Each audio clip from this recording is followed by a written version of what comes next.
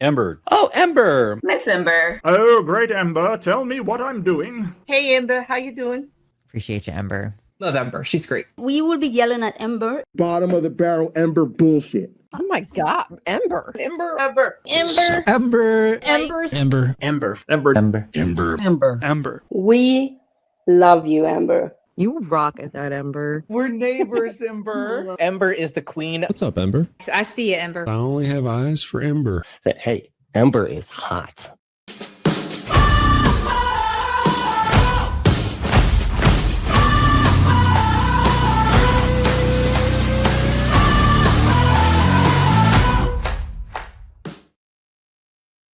Hello, everyone. Happy Wednesday. If you're watching in the present, if you're watching in the future, hello, future people. Please take a second to hit the subscribe button if you are new, because we're here every weekday at 11 a.m. Eastern, digging into the great depths of the unknown and other assorted mysteries like that there.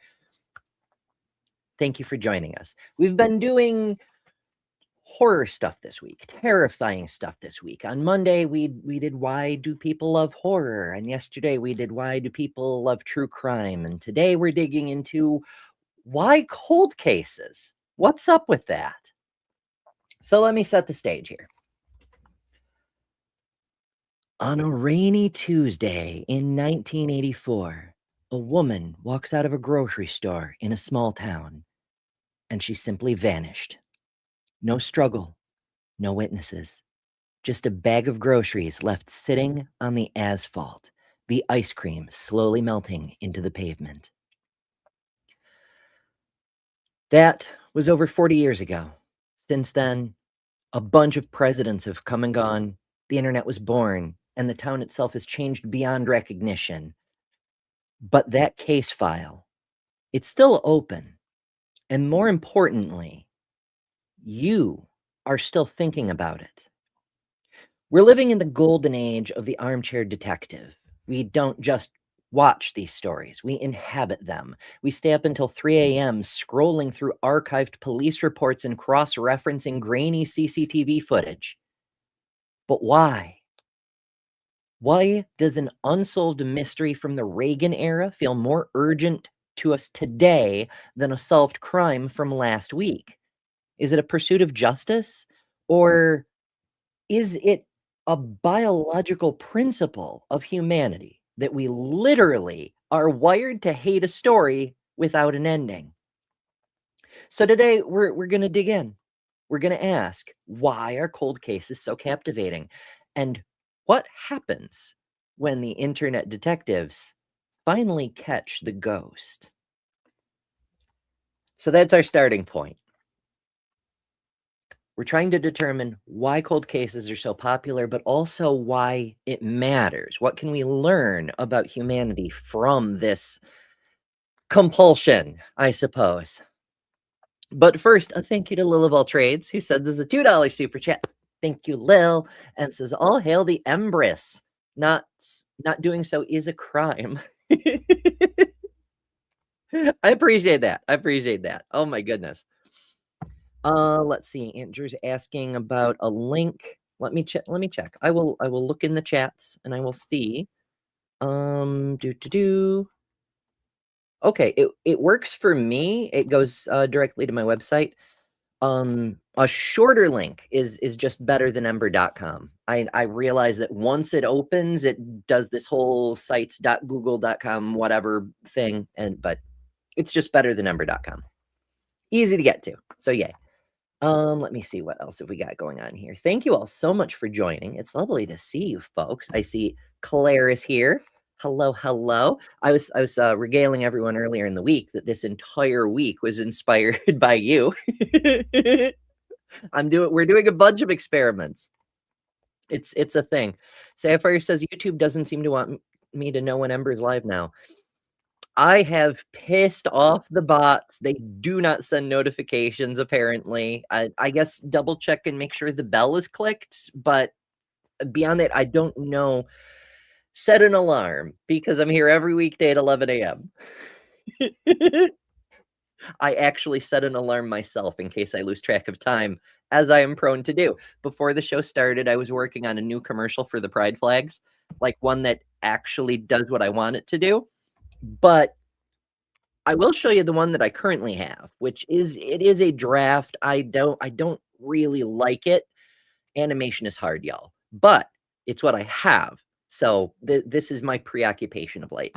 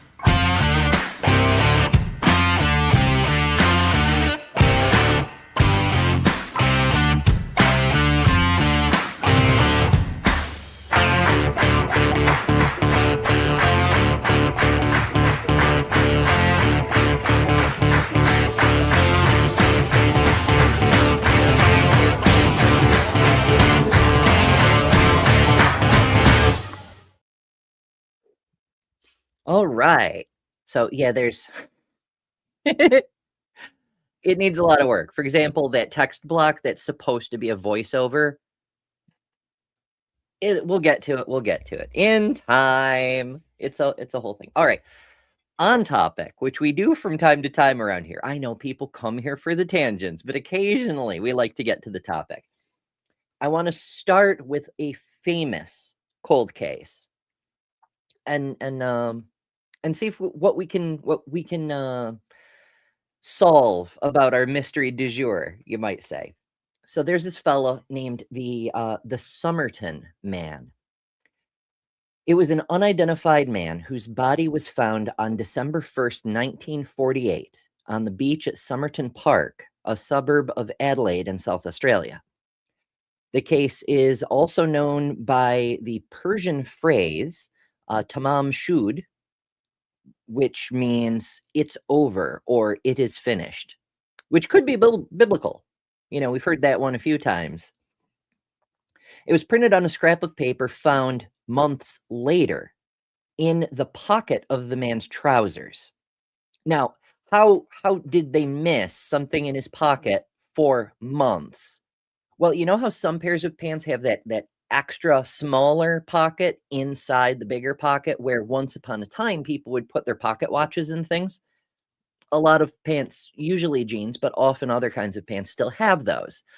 Nobody had checked that small pocket because nobody puts anything in those small pockets. They're just there. But he did. He'd put that scrap of paper in his pocket. Or it was planted. We're not sure because it was many, many years ago.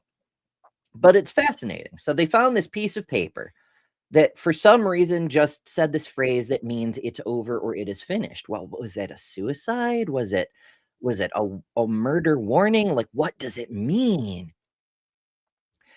Well, they eventually found out that the scrap of paper had been torn from the final page of a copy of a Farsi poetry book with a name I cannot pronounce. I'll give it a shot. Rubaiyat of Omar Khayyam. I'm sure you're all familiar with that one, but that's where the page was from. Following a public appeal by police, the book was located. On the inside of the back cover, detectives could read indentations left from previous handwriting, a local telephone number, another unidentified number, and text that resembled a coded message. The text has not been deciphered or interpreted in any way that satisfies authorities on the case.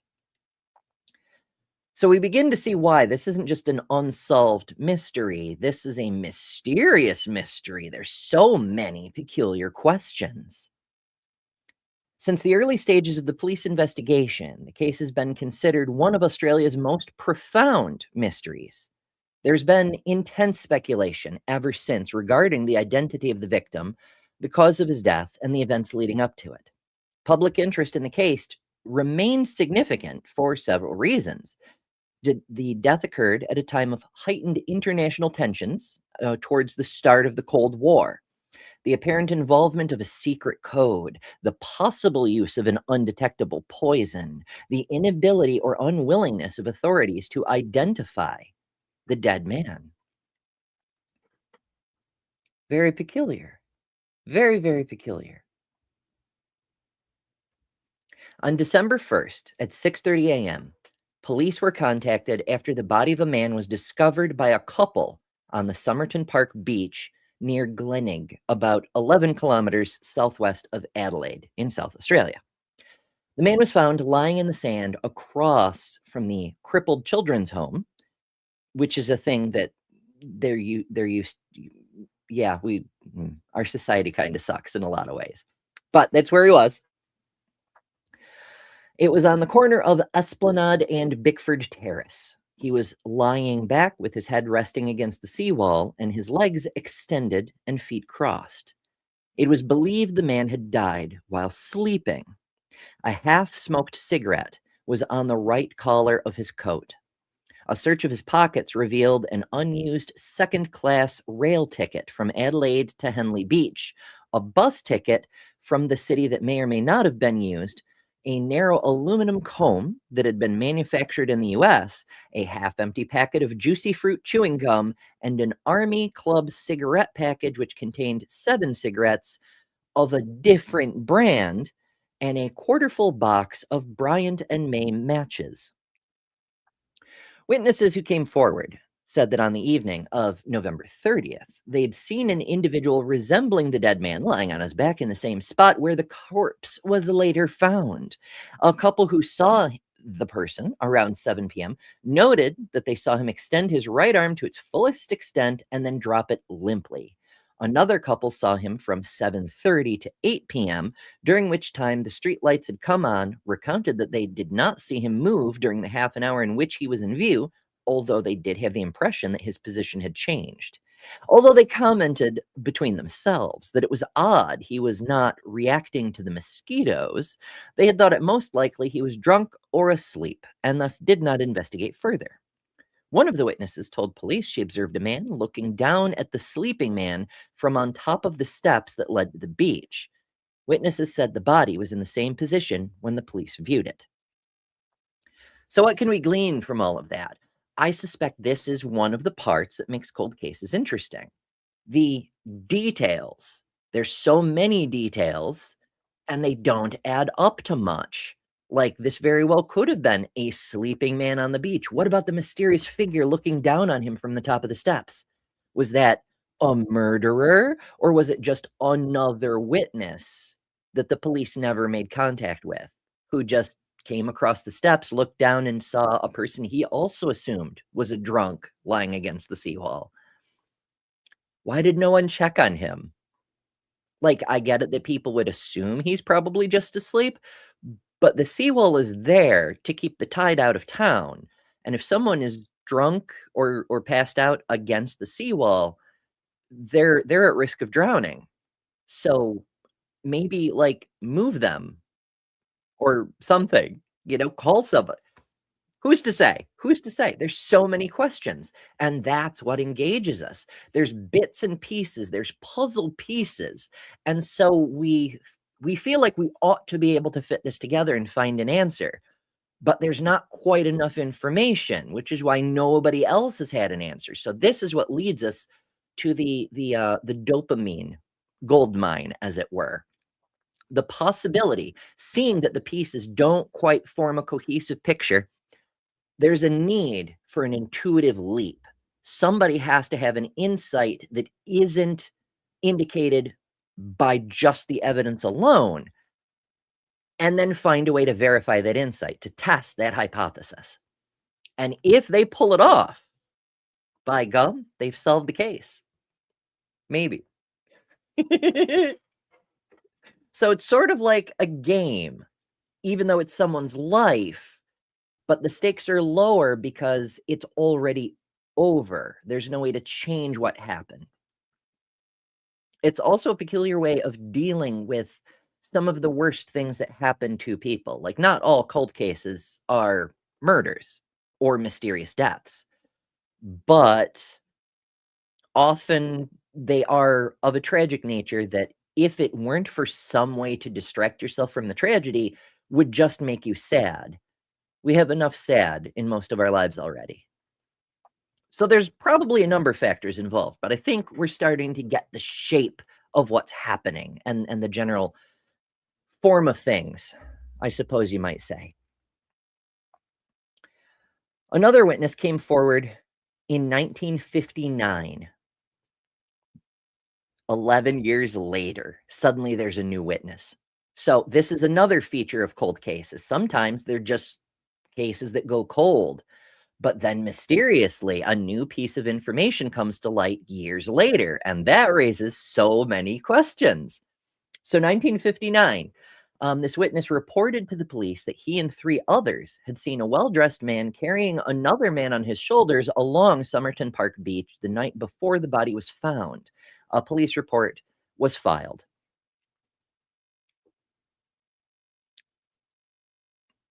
Was this a person who heard about the case and then decided to add on to it? Or was this a person who was there but only thought to report it 11 years later? He was there with other people, but there's no corroboration from these other people. And I don't know about you, but it's only the most impactful memories, moments of my life, that leave an impression 11 years later that I can recall the exact details of things to such a degree that I could tell the police exactly what happened, you know? Perhaps. Sapphire says, "You'll never change the past with that attitude." It's true. It's true. So this is a thing that's driving me nuts. For the longest time, we have assumed the past is fixed. And there have been a few woo-woo people who say things like, well, the present is fixed and the past is causally linked to the present because that's how the present happened. But the past doesn't actually exist anymore. Only the present does. So there's no actual reason why the events of the past couldn't shift as long as we still have the present as a fixed point. And they often go from there to depart into quantum woo-woo, like if a thing isn't observed, then you don't really know. And so if an event happens, but all the witnesses die, then the facts of the event go into a kind of quantum flux. And that's not how anything works. You don't, the moon doesn't stop existing when people aren't looking at it, you know? That isn't how reality is.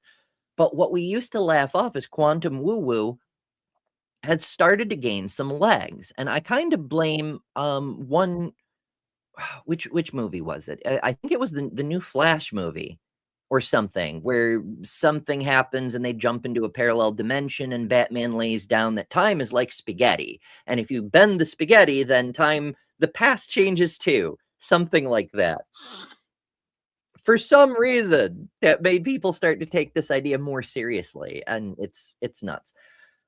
That said, I do not agree with this possibility that you can change the past from the present by altering details or something. But there's more people who seem to think so, and I don't know why they think so. So that would be a fun, I know, tangents. Like I said, people come here for the tangents. Okay, pathologist John Burton, Sealand. The man was a Britisher of appearance, and thought to be aged about 40 to 45. He was in top physical condition. He was 180 centimeters tall, with gray eyes, fair to ginger colored hair, slightly gray around the temples, with broad shoulders and a narrow waist, hands and nails that showed no signs of manual labor, big and little toes that met in a wedge shape like those of a dancer or someone who wore boots with pointed toes, and pronounced high calf muscles consistent with people who regularly wore boots or shoes with high heels or performed ballet.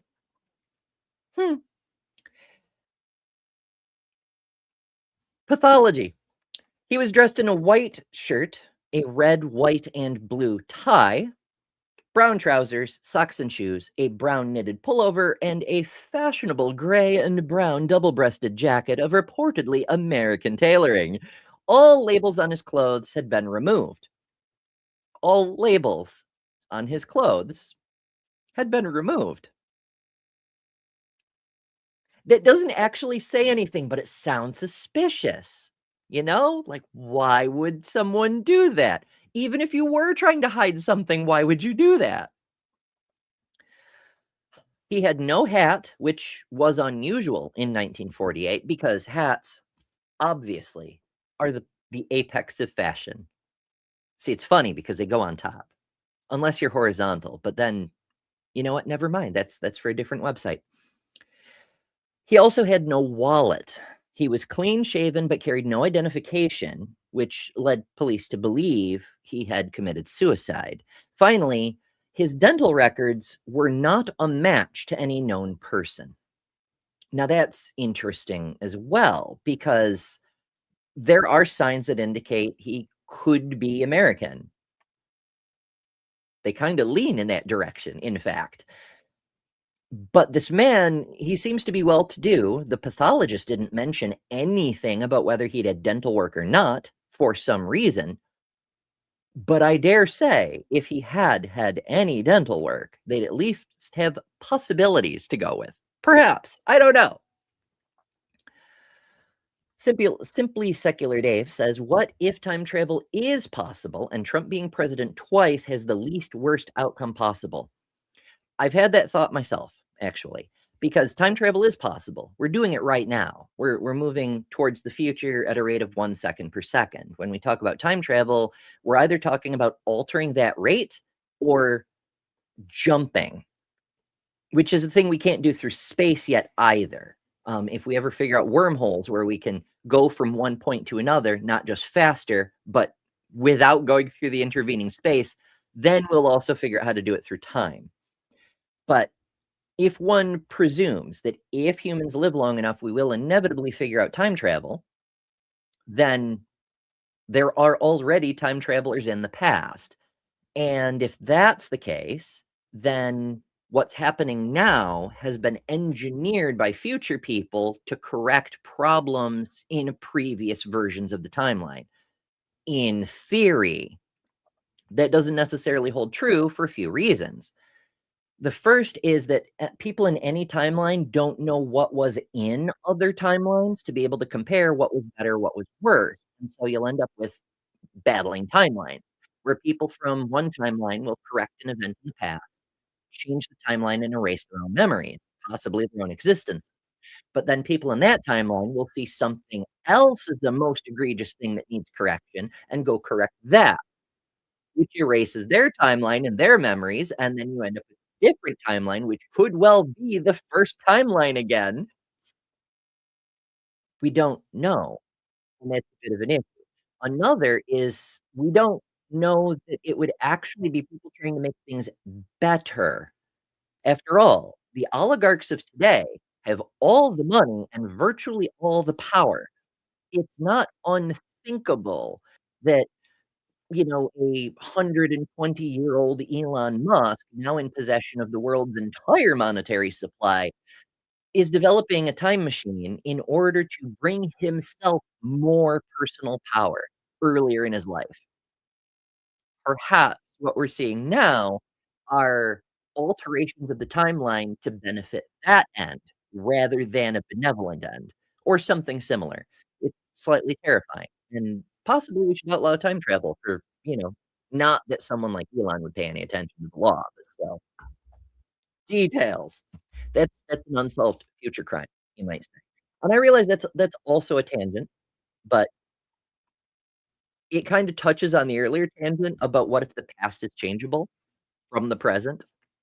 It's Right-handed Sith says, I remove labels all the time. They itch. They can itch. I've removed labels before, but if they don't all itch, it depends on where they are and what they're made of and how they're installed. And I only really put in the effort if they do bother me. If I don't notice them, then I don't muck around with it.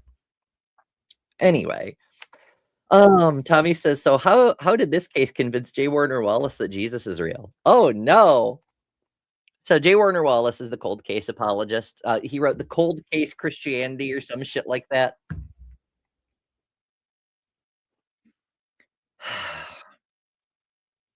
He read the Bible and said, what if this were eyewitness testimony? As a detective, I would believe it. Therefore, I'm convicting Jesus of being real. So he's bad at his job, and therefore Jesus. Amazing. C'est la vie. All right. Goodness. What else do we know about this fella? An autopsy was conducted, and the pathologist estimated the time of death around 2 a.m. on December 1st. The heart was of normal size and normal in every way. Well, I mean, aside from being dead. Small vessels not commonly observed in the brain were easily discernible under congestion. There was congestion of the pharynx, and the gullet was covered with whitening of superficial layers of mucosa with a patch of ulceration in the middle of it. The stomach was deeply congested. There was congestion in the second half of the duodenum. There was blood mixed with food in the stomach. Both kidneys were congested. The liver contained a great excess of blood in its vessels. The spleen was strikingly large, about 3 times its normal size. There was destruction of the center of the liver lobules, which was revealed under the microscope. Acute gastritis, hemorrhage, extensive congestion of the liver and spleen, and congestion to the brain. Now, I don't know what they mean by congestion in this case, because they seem to be using the same word for different things. Perhaps it's coagulation, perhaps it's blocked blood vessels, like something like digestion. We think of congestion as being blocked passages, but what does it mean to have a congested spleen? I don't know. Maybe I'm just a silly being because I'm not a medical doctor, but whatever the case, a lot of his organs are kind of messed up. Poison? Maybe? Or maybe just a lifetime of really bad diet. Maybe extensive heavy drug use. It's hard to say. 1948. We didn't have technology we do today. The autopsy also showed that the man's last meal was a pastry eaten about 3 to 4 hours before death, but tests failed to reveal any foreign substance in the body. The pathologist, John Dwyer, concluded, quote, I'm quite convinced the death could not have been natural. Well, now we have a mystery, don't we? Quote continues, the poison I suggested was a barbiturate or a soluble hypnotic. Although poisoning remained a prime suspicion, the pastry was not believed to be the source. Other than that, the coroner was unable to reach a conclusion as to the man's identity, cause of death, or whether the man seen alive at Somerton Beach on the evening of November 30th was the same man, as nobody had seen his face at the time. The body was embalmed on December 10th after the police were unable to get a positive identification. The police said this was the first time they knew that such action was needed. So they preserved the body because they couldn't ID it. I can see how that might be frustrating for investigators. They don't even know if there was a crime, let alone how to solve it. But if there wasn't, they would like to notify the next of kin so they can, like, have their loved one back. It's a troubling thing for people living in the moment. Like, is there a criminal amongst us? Was this like just random collateral damage from the cloak and dagger escapades of the rapidly growing Cold War? Like, what is it? Is there a threat? What do we need to do? How do we do our jobs? It's a struggle. It's a big fucking oof. On January 14th, 1949, a month and a half later, yes, a month and a half later, staff at the Adelaide railway station discovered a brown suitcase with its label removed, which had been checked into the station cloakroom after 11 a.m. on November 30th. It was believed that the suitcase was owned by the man found on the beach. In the case were a red checkered dressing gown, a size 7 red felt pair of slippers, 4 pairs of underpants, pajamas, shaving items, a light brown pair of trousers with sand in the cuffs, an electrician screwdriver, a table knife cut down into a short, sharp instrument, a pair of scissors with sharpened points, a small square of zinc thought to have been used as a protective sheath for the knife and scissors, a stenciling brush as used by third officers on merchant ships for stenciling cargo. What a curious collection of gear. The various grooming items and toiletries, those certainly make sense, but there's some oddities in there as well. Also in the suitcase was a thread card of Barbadoo brand orange waxed thread of, quote, an unusual type, not available in Australia. It was the same as was used to repair the lining in a pocket of the trousers the dead man was wearing. All identification marks on the clothes had been removed, but police found the name T. Keene on a tie, Keene on a laundry bag, and Keene spelled differently on a singlet, along with 3 dry cleaning marks. Police believed that whoever removed the clothing tags either overlooked these 3 items or purposely left the Keene tags on the clothes, knowing that Keene was not the dead man's name.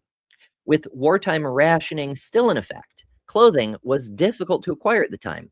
Although it was a very common practice to use name tags, it was also common when buying secondhand clothing to remove the tags of the previous owners because of the names.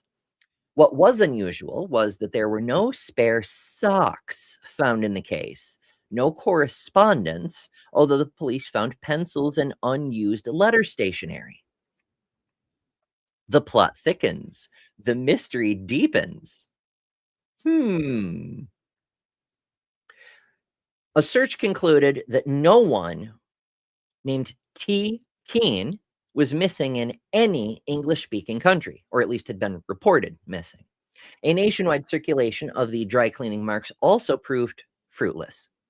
All that could be garnered from the suitcase was that the front gusset and feather stitching on a coat found in the case indicated that it had been manufactured in the United States. The coat had not been imported, indicating the man had been to the US and bought it from someone of similar size who had been, or bought it from someone of similar size who had been.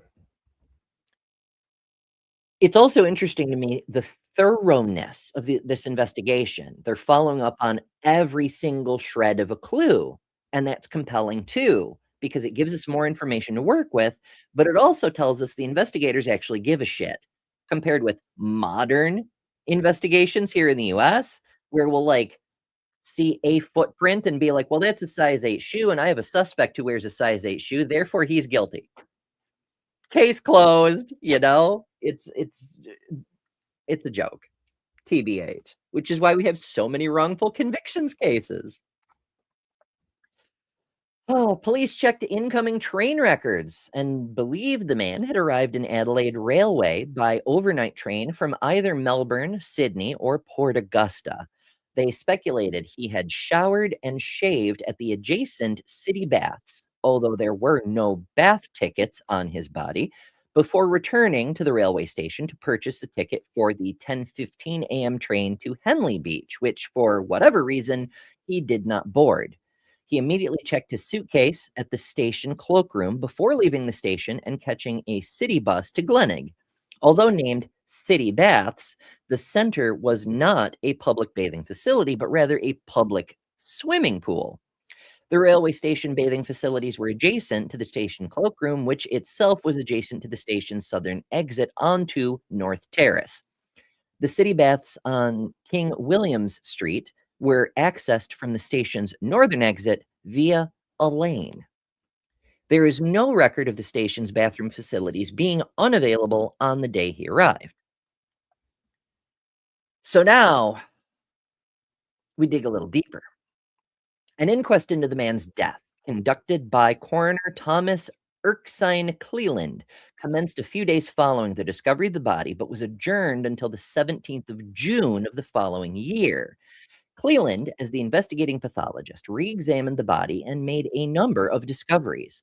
He noted that the man's shoes were remarkably clean and appeared to have been recently polished, rather than in the condition expected of a man who had apparently been wandering around Glenig all day. He added that this evidence fitted with the theory that the body may have been taken to Somerton Park Beach after the man's death, accounting for the lack of evidence of vomiting and convulsions, which are the two main physiological reactions to poison. Cleland speculated that, as none of the witnesses could positively identify the man they saw the previous night as the same person who was discovered the next morning, there remained a possibility the man had died elsewhere and had been dumped. He stressed that this was purely speculation, as all the witnesses believed it was definitely the same person, and the body was in the same place, lying in the same position that the people had observed the night before. Yet the corpse, when originally autopsied, showed it had only been dead for a few hours, since perhaps 3 a.m., which is well after the people had seen it. However, there is a third possibility. The person could have been the same person, been killed elsewhere, and then returned to the previous position, knowing there were witnesses who had seen him there. It's a little weird, but it's possible. Or he just died without convulsions in that spot. You know, one of those. My goodness. Let's see. I went and lost my place. He also found no additional evidence indicating the identity of the deceased man. So the plot thickens, or at least coagulates, I suppose. Cedric Stanton Hicks, professor of physiology and pharmacology at the University of Adelaide, testified that a group of drugs, variants of a drug in a group that he called number 1, and in particular number 2, were extremely toxic in a relatively small oral dose that could be extremely difficult, if not impossible, to identify, even if it had been suspected in the first instance. He gave Cleland a piece of paper with the names of 2 drugs, which was entered as Exhibit C18. The names were not released to the public until the 1980s, as at the time they were quite easily procurable by the ordinary individual from a chemist without a need to give a reason for the purchase. The drugs were later publicly identified as Digitalis and Wabane, both cardinoid type cardiac glycosidase, something like that. They're cardiac drugs, and you could just get them, but if you mix them, you could kill people. So that's an adventure. He then stated its absence was not unknown, but that he could not make a frank conclusion without detection. But again, even if the original autopsier had known, it isn't a sure thing that it would have been detected. Hicks stated that if death had occurred 7 hours after the man was last seen to move, it would imply a massive dose that could still have been undetectable. It was noted that the movement seen by witnesses at 7 p.m. could have been the last convulsions preceding death.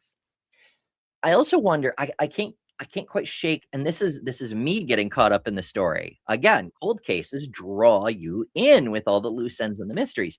Did anyone investigate whether the cigarettes were poisoned? He had a half-smoked cigarette. Why? Anybody who's ever been a smoker knows that if you put a cigarette down, it will keep burning unless extinguished, unless the tobacco is cut with something else that doesn't just keep burning. So to have a half-burned cigarette fallen onto his coat as if dropped there from the mouth, then either the person had to put it out and then put it back on his coat for some reason, and it just never fell off, or it extinguished itself because it wasn't just tobacco. Conspiracy theory. Ah. All right.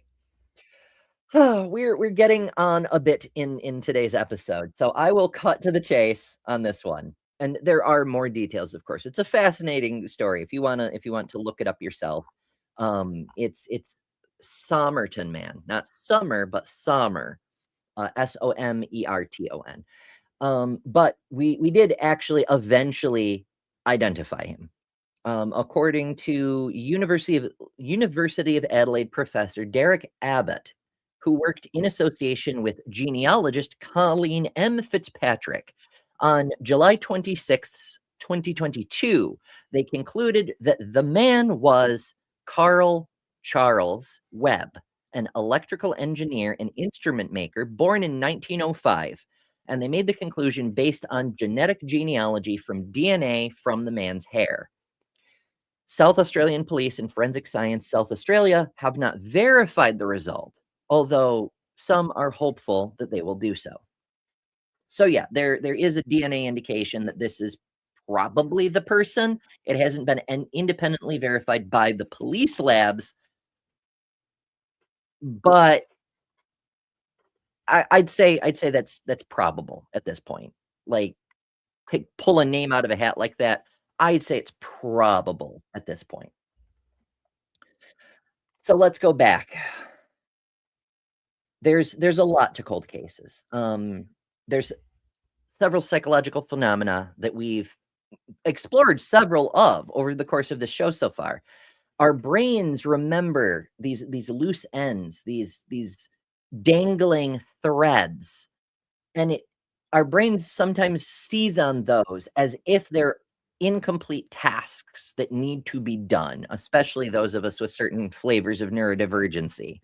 They're interrupted stories, and so they need an ending. Every story needs an ending. So this may have something to do with survival instincts.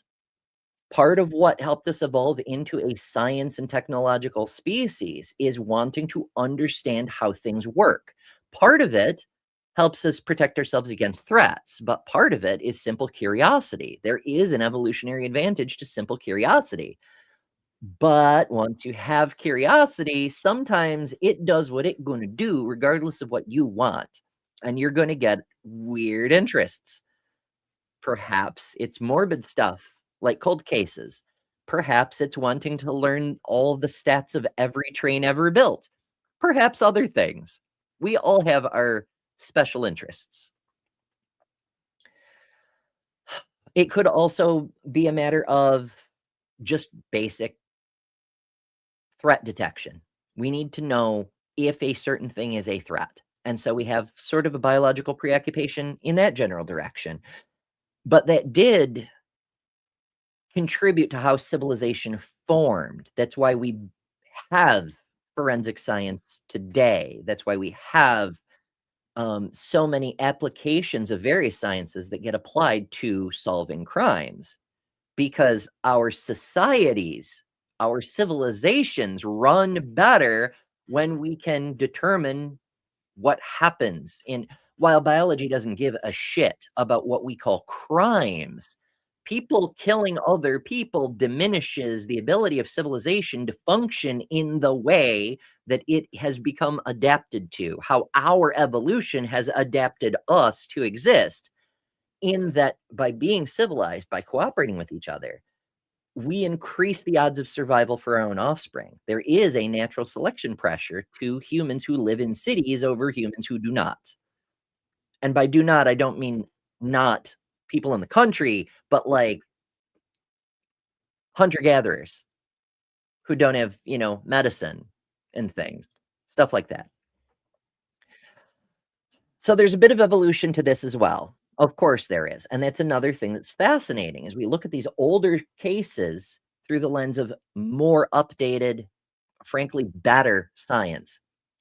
So we look at Victorian era stuff, like yesterday's subject, H. Holmes, that serial killer who may or may not have been Jack the Ripper, but definitely did some crazy shit in a hotel near Chicago, killed hundreds of people, and successfully escaped police for a long period of time. Things have come a long way, but mysteries like that demanded that we get better at finding answers. And they've been getting better since then.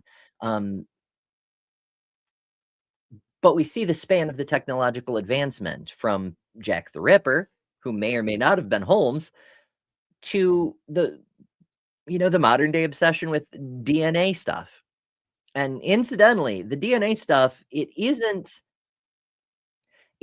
what we're led to believe on crime shows. We don't really have time to go into it today. Maybe we'll do another show, but I don't know if there's enough to do a whole show on.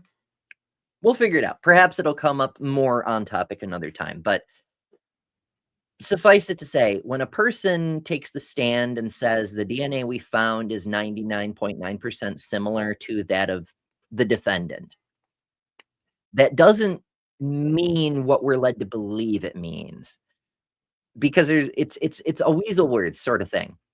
Every single human's DNA is 99.9% similar to every other human's DNA. So it's a true statement, but it also means nothing in terms of identifying which human committed the crime.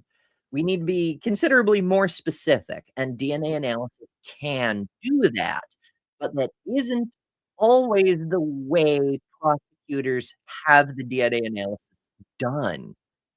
There's a lot of shady dealing in the back rooms of what passes for forensics labs when it comes to prosecutors and police. They're not the same things as university genetic laboratories. Often, and this may be shocking to some people, in some states, including here in New York State, a New York State police officer who has expertise as a forensic specialist gets 6 weeks of training.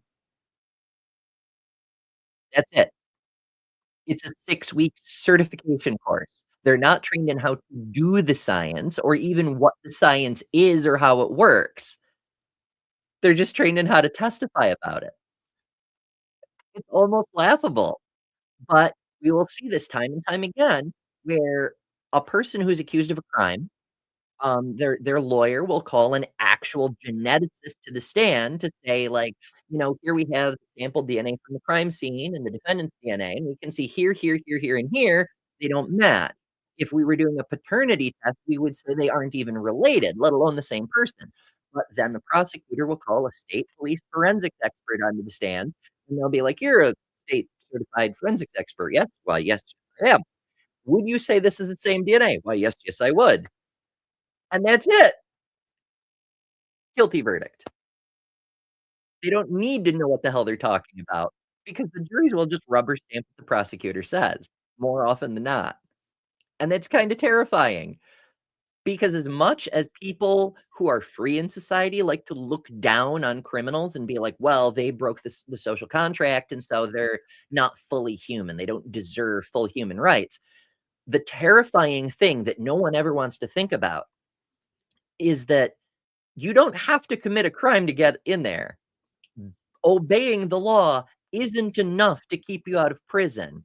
If you piss off the wrong politician, they can and will put you away, or just be in the wrong place at the wrong time, or just be a person in an officer's line of sight when they're under pressure to come up with a suspect. You can make a case for any random person off the street being the perpetrator for any given crime. It may not be a good case, but you can make one. And just having a case is often enough. I've spoken to so many jurors over the years, and more often than not, they are of the opinion, thanks to crime shows, propaganda, CSI, all this sorts of stuff, that the fact the person is in the defendant's chair means they're guilty. Because if there weren't an overwhelming amount of evidence to indicate they're the guilty party, they wouldn't have made it that far.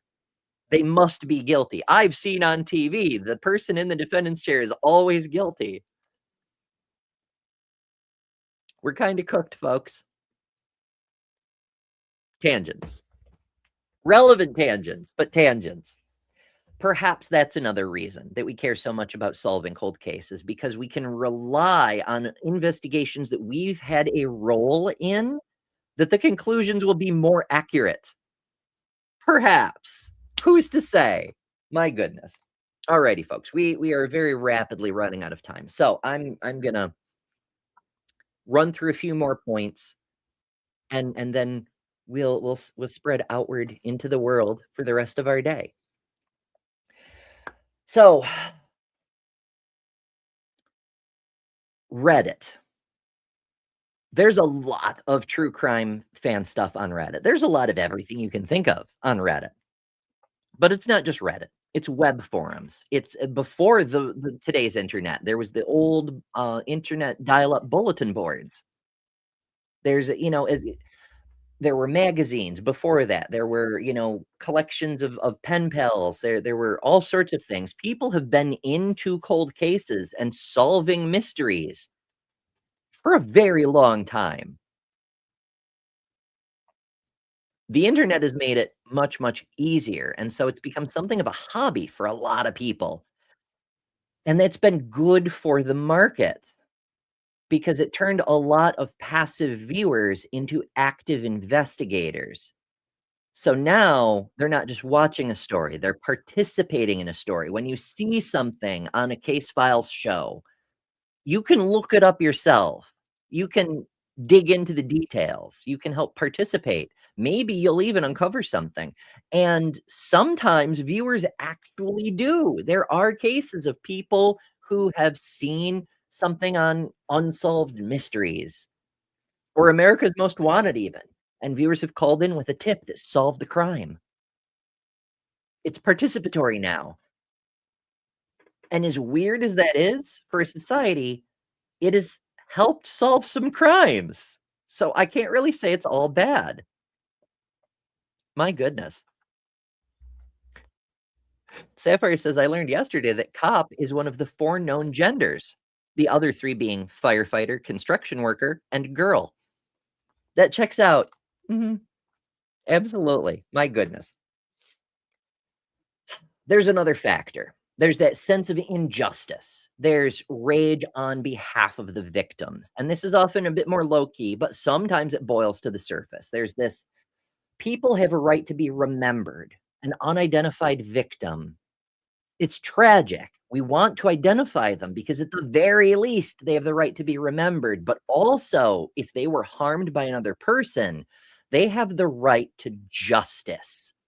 And we do that not because the dead person actually cares, but because we want to live in a society where we know if someone kills us, everyone else will gang up on them and make them pay. That makes us feel much more safe because there's that influence, shall we say, to try to prevent people from hurting each other. We feel more secure in our society because people are dissuaded from hurting us randomly. And it does actually work to some extent, but having an unsolved case, a potential murder with no criminal, it rocks the boat on that feeling of security. We don't like it. We very much do not like it. And so some people get compelled to get involved and right those wrongs, not just solve the mystery. And then, of course, there's a lot of these older cases are solvable by DNA, like the Somerton man.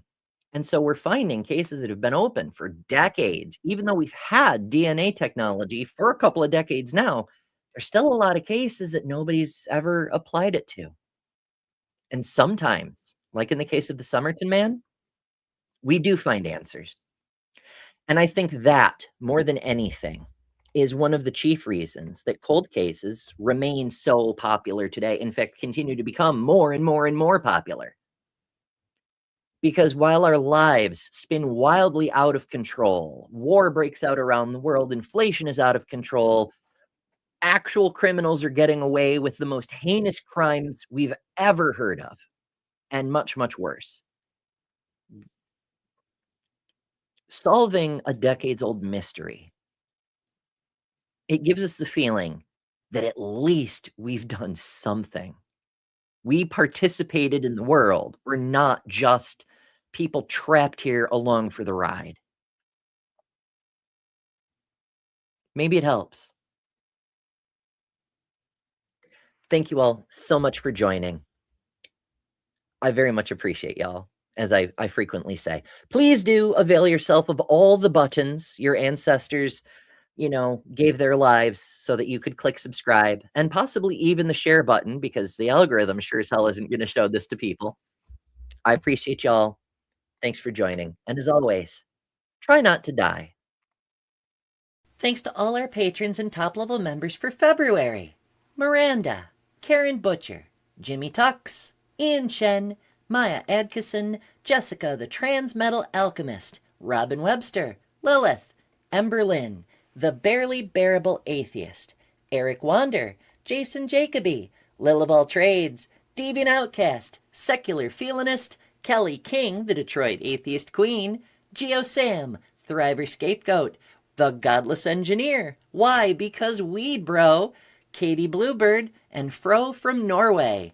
And you can add your name here next month by signing up at patreon.com/betterthanember or by joining Emberships here on YouTube at the Cinder level, which also includes all the custom emojis, tons of member-exclusive content, member-only live streams, and a bunch of other stuff.